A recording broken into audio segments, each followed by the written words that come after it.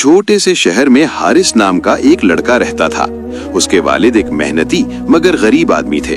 दिन भर मजदूरी करते, शाम को थके हारे घर आते, मगर चेहरे पर शुक्र की मुस्कुराहट होती। वो अक्सर हारिस से कहते, बेटा, अल्लाह जिसे चाहे आजमाता है और जिसे आजमाता है उसी को मजबूत भी बनाता है। हारिस की माँ निहायत साबिर औरत थी। तंगी हो या बीमारी, उनके लबों पर कभी शिकवा ना आता। यही माहौल हारिस की तरबियत का सबब बना। हारिस अभी कम उम्र ही था कि उसके वालिद एक शदीद बीमारी में मुब्तला हो गए। इलाज के लिए पैसे न थे। कई रातें माँ ने जाग कर दुआ में गुजारी, मगर एक दिन वो साया हमेशा के लिए उठ गया।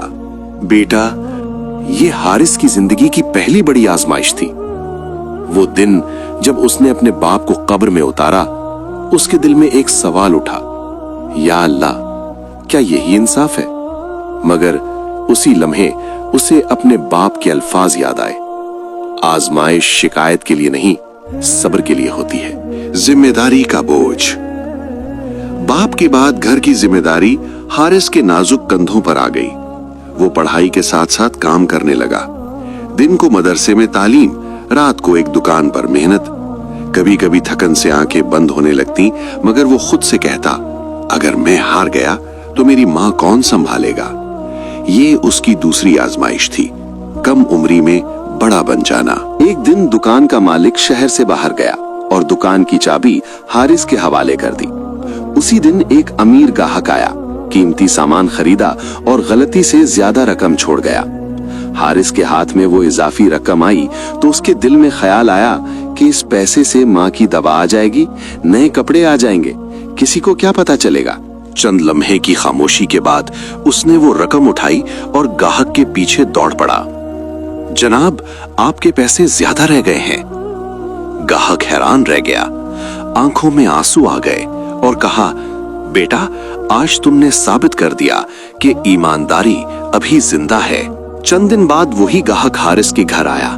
उसने हारिस को एक बड़ी रकम देना चाही, मगर हारिस ने लेने से इनकार कर दिया। गाहक मुस्कुराया, ये तुम्हारी ईमानदारी का इनाम है, इसे आजमाइश न बनाना। हारिस ने वो रकम कबूल कर ली, मगर दिल में ये अहद किया कि वो कभी हराम को हाथ नहीं लगाएगा। वक्त गुजरा, हारिस जवान हो गया। उसकी नेकी और ईमानदारी पूरे शहर में मशहूर हो गई। मगर हर नेकी के साथ हसद भी जन्म लेता है। एक दिन उस पर झूठा इल्जाम लगा दिया गया। लोगों ने उस पर एतमाद करना छोड़ दिया। वही लोग जो कभी तारीफ करते थे, अब शक की निगाह से देखने लगे। हारिस चाहता तो चीख चिल्लाकर सफाइयां देता, मगर उसने खामोशी इख्तियार की और अल्लाह से कहा, या अल्लाह, अगर मैं सच्चा हूं तो तू ही मेरा गवाह है। तन्हाई और सब्र। कई महीने गुजर गए, न कोई काम, न कोई सहारा। माँ बीमार पड़ गई, घर में फाके होने लगे।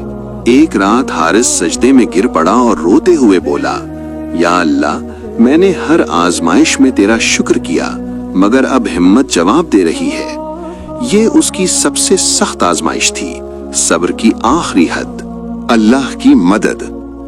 उसी रात एक अजीब सुकून उसके दिल में उतरा। अगले दिन शहर के एक बड़े ताजिर ने उसे बुलाया। उसने सारी हकीकत जान ली थी। ताजिर ने कहा, हमें ऐसे ही लोगों की जरूरत है जो आजमाइश में भी सच्चे रहें। हारिस को इज्जत के साथ काम मिला। आहिस्ता आहिस्ता उसकी जिंदगी संवरने लगी। माँ का इलाज हुआ, घर में खुशहाली आई। मगर कहानी यहाँ खत्म नहीं होती। कामयाबी भी एक आजमाइश होती है। हारिस अब मालदार था, मगर वो हर नमाज के बाद यही दुआ करता, या अल्लाह, मुझे आजमाइश में भी झुकने वाला रखना और कामयाबी में भी। वो गरीबों की मदद करने लगा, यतीमों का सहारा बना और हमेशा कहता, ये सब मेरा नहीं, अल्लाह का दिया हुआ है। जिंदगी के आखिरी हिस्से में हारिस शहर का मुअज्जज इंसान बन चुका था। लोग इससे नसीहत मांगते। वो मुस्कुरा कर कहता, जिंदगी का हर लम्हा आजमाइश है। गुर्बत भी आजमाइश, अमीरी भी आजमाइश, दुख भी आजमाइश, खुशी भी आजमाइश। कामयाब वही है जो हर हाल में अल्लाह पर यकीन रखे।